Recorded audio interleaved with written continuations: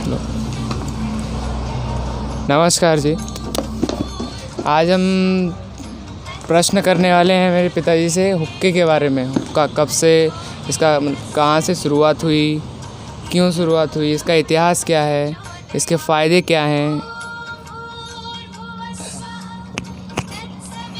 हुक्का का इतिहास बहुत लंबा नहीं है, लेकिन जो भारत भूमि है इसमें हम इस्लामिक आक्रांताओं से बचे रहें तो इसमें इसका बहुत बड़ा हाथ है। तंबाकू शायद 15वीं या 16वीं शताब्दी में आई यहाँ पे, लेकिन जब दिल्ली में इस्लामिक सत्ता स्थापित हुई तो दिल्ली में क्या हुआ कि दिल्ली के मुस्लिम जो सुल्तान हुए, जो बादशाह हुए, उन्होंने दिल्ली की आसपास की पूरी रैयत को बना दिया मुसलमान। मथुरा के क्षेत्र के कुछ जाट बचे। तो ये हुक्के का इतिहास इसलिए एक ख़ास रहा कि हमारे यहाँ एक जाट कौम पाई जाती है, जाट।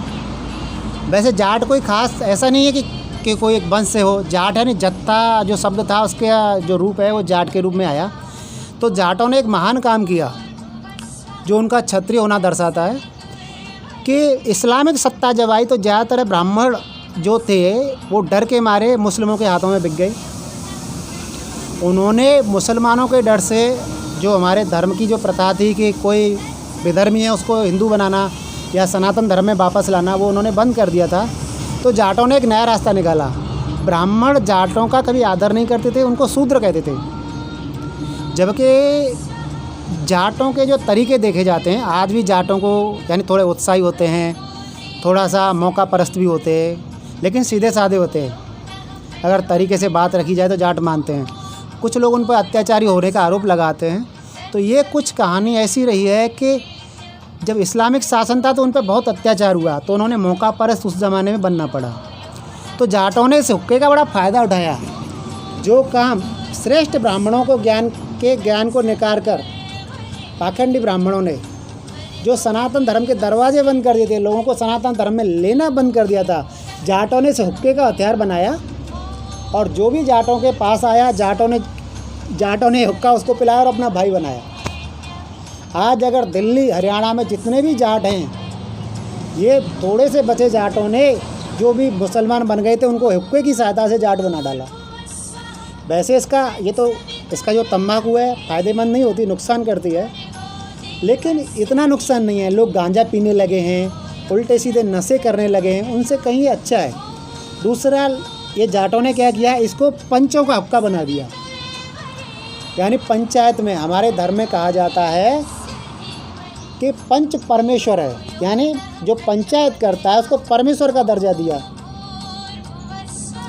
तो आज भी देखो हरियाणा में जाटों की खाप पंचायतें चलती हैं।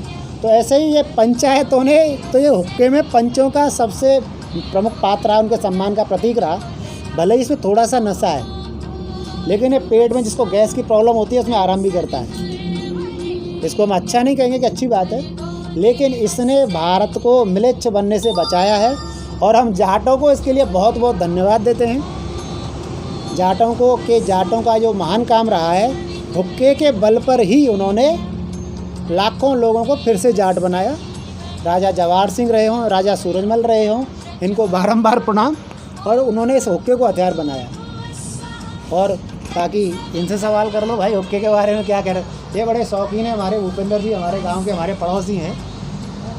हुक्के का बड़ा शौक है, गुड़ करने में माहिर है। मैं तो हुक्का खैर ज़्यादा नहीं पी पाता, ऐसा है।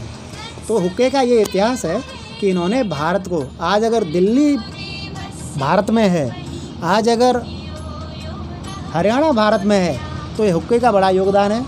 नहीं तो ये भी हमारे जो पश्चिमी पंजाब है, पूर्वी जो बंगाल है, उसकी तरह पाकिस्तान में चले गए होते, क्योंकि यहाँ पे इस्लामीकरण के बाद में दोबारा से हिंदूकरण नहीं किया गया होता। यहाँ जो जाटों ने जो महान काम किया, जाटकरण करके,